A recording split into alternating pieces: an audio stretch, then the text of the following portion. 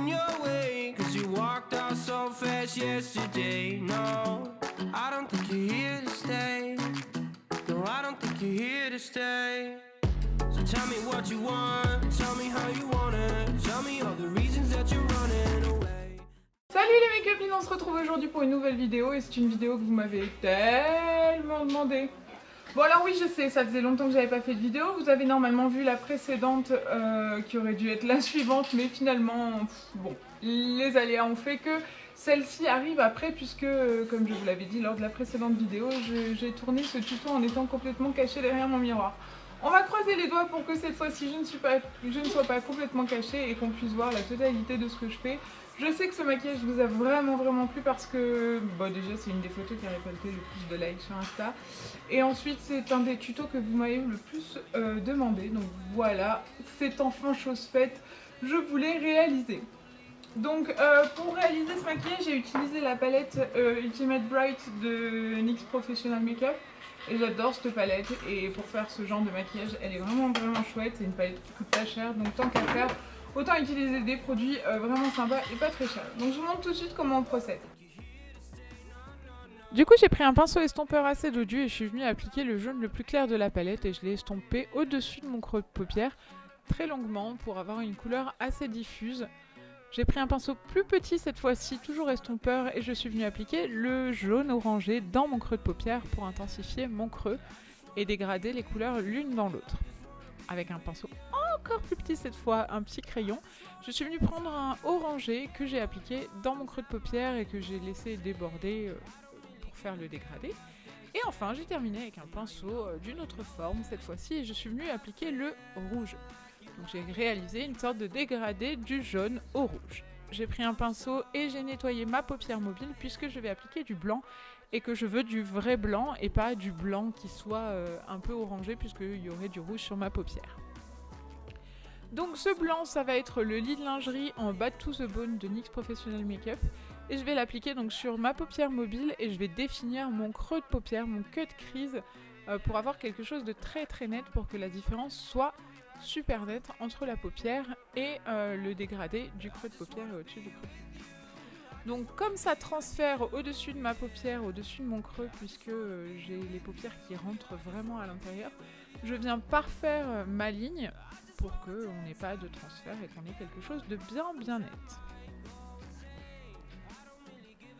Je suis venue appliquer donc les mêmes couleurs que tout à l'heure et je vais les dégrader dans mon blanc, donc le jaune très clair, puis le jaune un peu plus orangé. Ensuite le orangé. Donc je les applique en tapotant, en glissant le produit et je termine avec le rouge. Enfin non, je termine pas, j'en ai encore une après.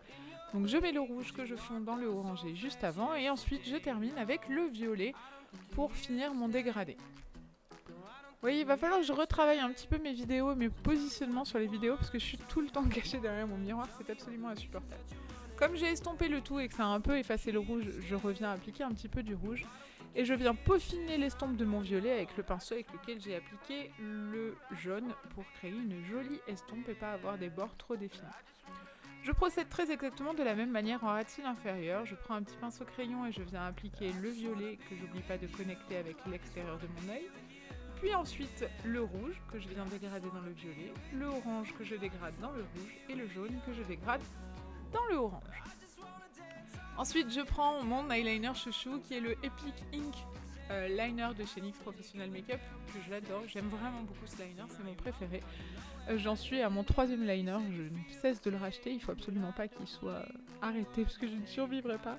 Et donc je viens tracer un liner bien indécent comme on aime, parce que ça le fait hein, avec ce genre de maquillage. Le noir vient contraster et ça fait super joli. J'applique une bonne couche de mascara. Ici, c'est un mascara de chez Essence. Et ensuite, je vais appliquer des faux cils. Pour les faux cils, j'ai appliqué les faux cils sur la frange de chez toujours NYX. Et c'est des faux cils qui ont une bande un peu épaisse, donc il faut savoir qu'ils sont un peu plus lourds que ceux qui ont une bande très fine. Sur mes lèvres, je vais appliquer le Suède liquide, non, liquide Suède en teinte améthyste. I might go